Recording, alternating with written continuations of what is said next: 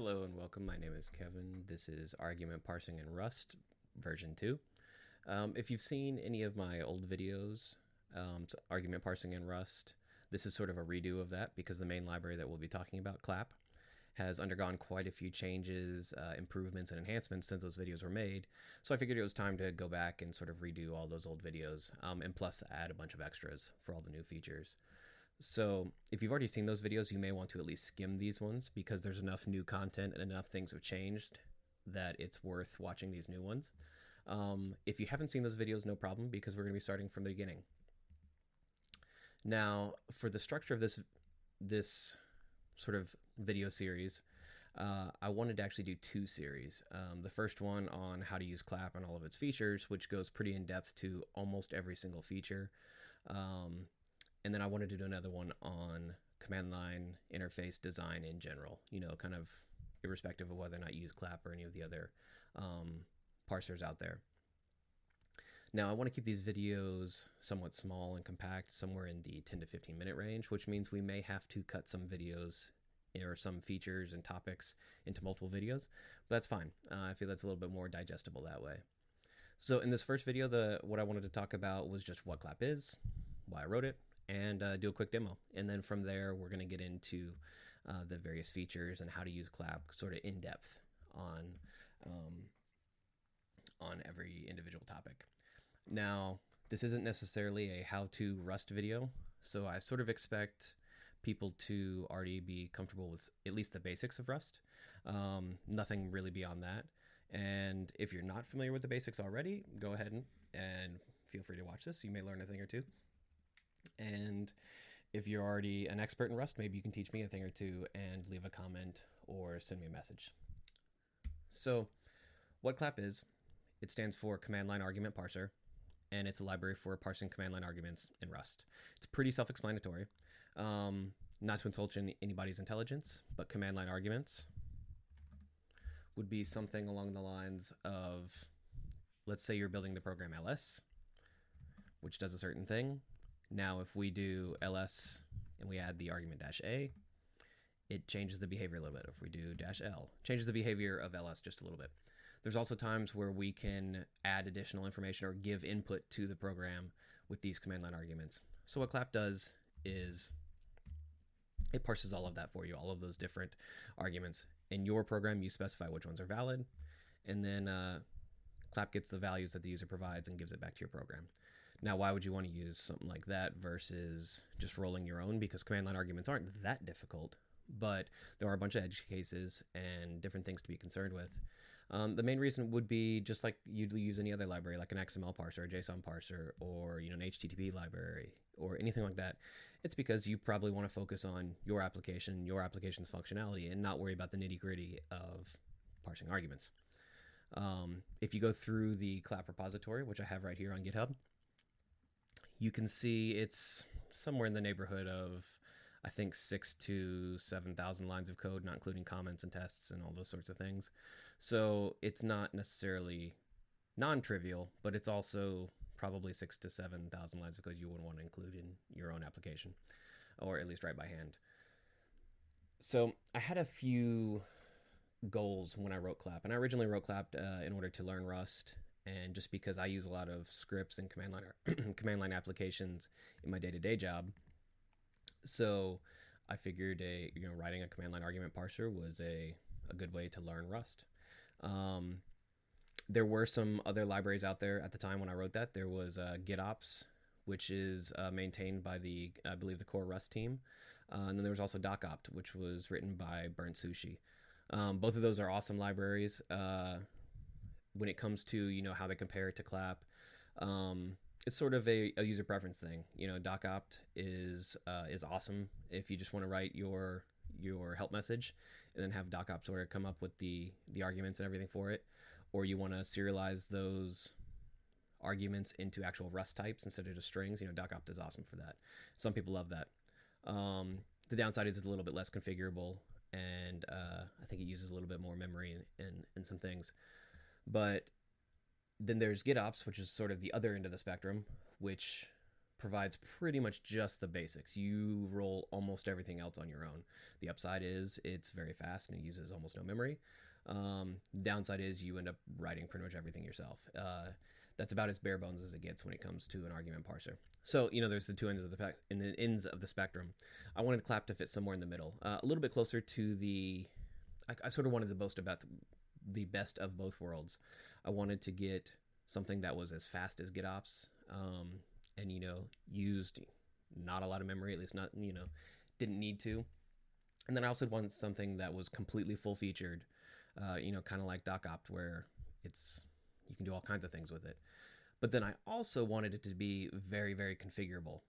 So, and I think that's been achieved.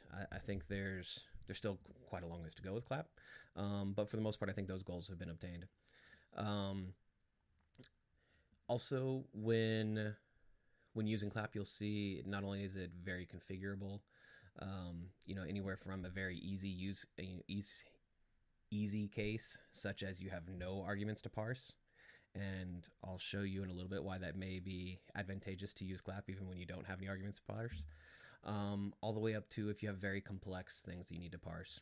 If you look at the README in the repository, you'll see the features. And here it lists, a lot of the features that Clap supports.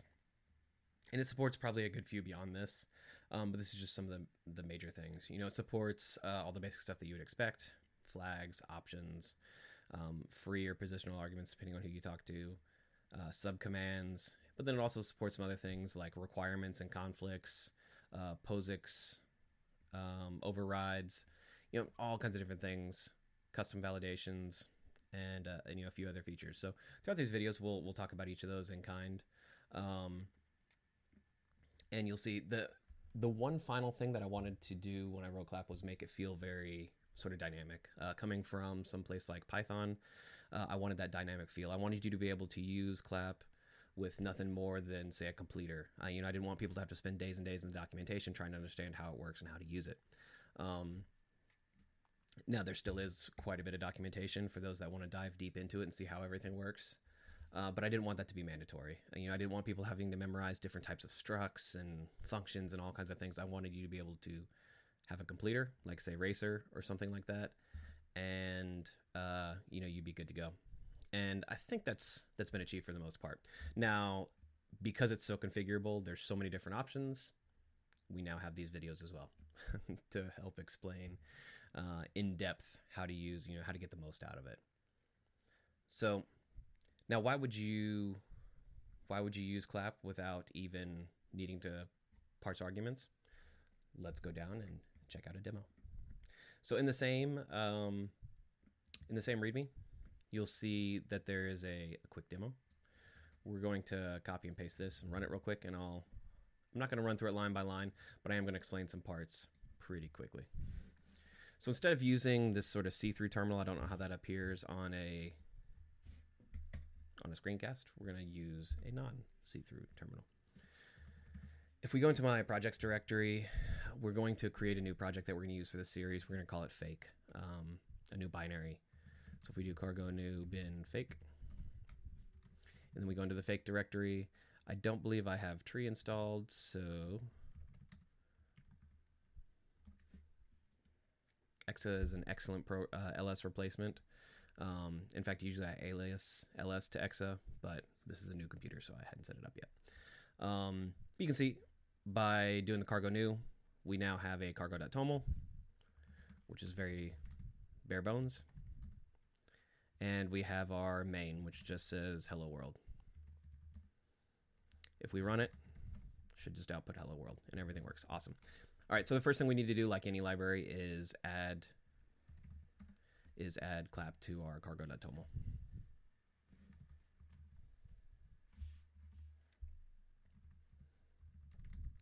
Now, it's never, I won't say never, but it's usually not a good idea to use the star for the version. I do take versioning in Clap seriously. We're at version 2 right now. If there's a breaking change, I plan on bumping to 3, unless that breaking change is due to something like a bug, or it can be reasonably proved to not affect any real code, or it's a very, very minor fix, that it would take. But even so, doing something like this could mean that there's breaking changes in your application. And because your command line interface is so user-facing, something that they see and interact with whenever using your program, I would recommend pinning at least to the latest major version, something like 2. What I typically do is I'll pin to a minor version, which I think right now is 12. So we say .1. This will do anything from 2.12 to anything below 2.13. Minor version increases for Clap typically include new features, or I won't say major changes, but big changes that are non-breaking to a particular feature or feature set. So something like this is pretty safe to do. All right. After that, we're going to go into our main. And this... Turn off pasting real quick. All right. So we're going to start up at the back. Up at the top. I apologize.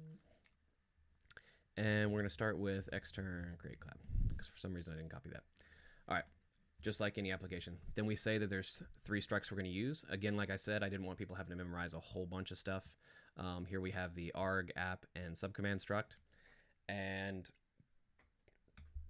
then we go down and we declare our application. We declare some metadata about the application. We add 3 arguments to the application. Inside the arguments, we set some settings. Now, based off of which settings you set, kind of determine how the argument behaves, whether or not it's an option or a flag or a switch or a free/positional argument. That all depends on what sort of options you set here. So that's why it should feel very dynamic, but behind the scenes there is some statically typed stuff going on. So you've got that. And then for the demo, we also add a subcommand. Subcommand, something like get branch or get push or all those different things. They're sort of like mini applications. A subcommand has its own metadata. It can have its own arguments. It can even have its own subcommands, which can then also have their own metadata, subcommands, arguments. The tree can get pretty deep, pretty quick. Then finally, we call get matches, which starts the parsing process and then returns any of those results to this matches. A lot of times I'll just use M for short, but we save the results of the parsing into a matches struct. Now then, with that matches struct, we can do things like get values out of certain arguments. We can see how many times arguments were used. We can check and see if subcommands were used. In fact, here I'm going to add something. We're going to say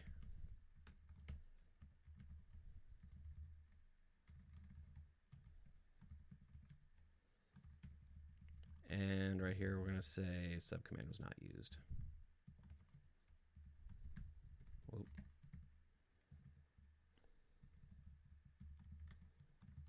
All right, so we got this. We're going to run it really quickly. Probably should have done that. All right.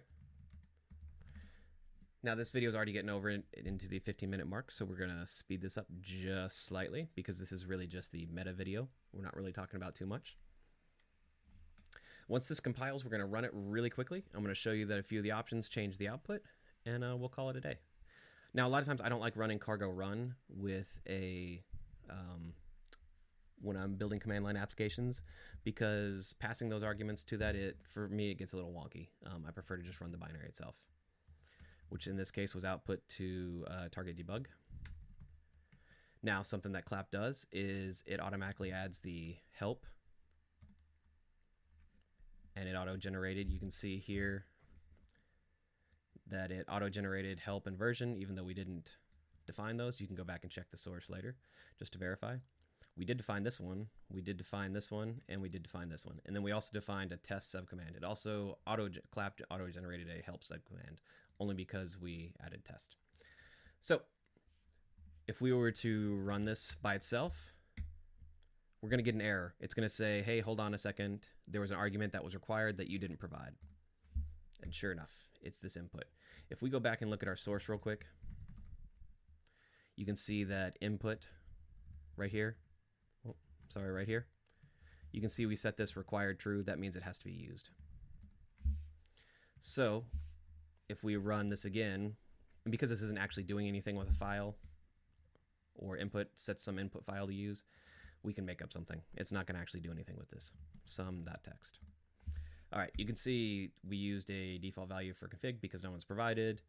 We use sum.text for our input file, no verbose info, and subcommand was not used. Let's try and use that subcommand real quick. If I do test right here, it's still going to complain because it's going to say a required argument was not provided. So what we can do is we can set sum.text and then use our subcommand. And now this is when you want to have a subcommand, but the parent command also still needs some information before running the subcommand. We'll get to that later when we get to actual subcommands. But you can see now subcommand was used printing normally. So that changed a little bit. To verify that test has its own help, we can see the subcommand test, fake test, has its own help auto-generated. These two were auto-generated for us, but we did define this one. So there are ways to turn that setting off to where it will not require any of the quote-unquote required arguments if a subcommand is used. So there are settings to change that default functionality. We could also go in and change that, just make it not required real quick.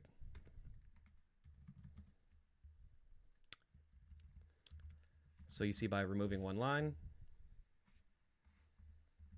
and then recompiling,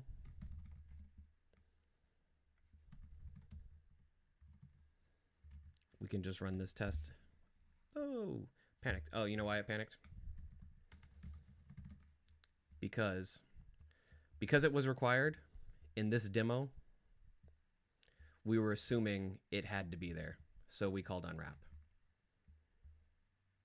So in real life, you do something like an if-let statement, but let's just comment this out.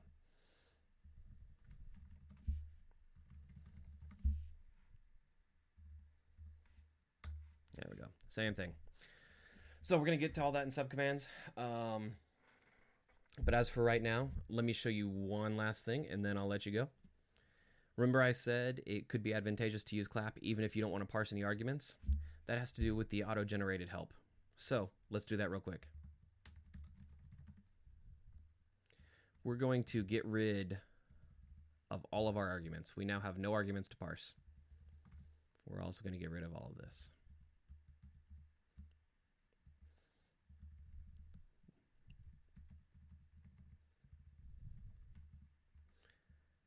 Now, we're going to name our application, and then we're going to call get matches. And that's literally all we're going to do. So by adding, what would it, if you call the cargo.toml 1 line plus 2 line, 4 lines-ish in your main, by adding about 4 lines of code, we now get an auto-generated help version, help, which is a nice thing. When you're building an application, maybe for yourself, not so much, but if you're going to build something that other people are going to use, a lot of times before I even run an application, the very first thing I do is I run -- help just to see. So it gives your application a little bit extra flair, even if you have no arguments to parse. So just something interesting to watch. I apologize if the first video went long. The next ones, we're going to do our best to stay on time and at least keep it below the 20-minute mark. So anyways, I hope you enjoyed watching. Tune in next time for the next one. Thanks.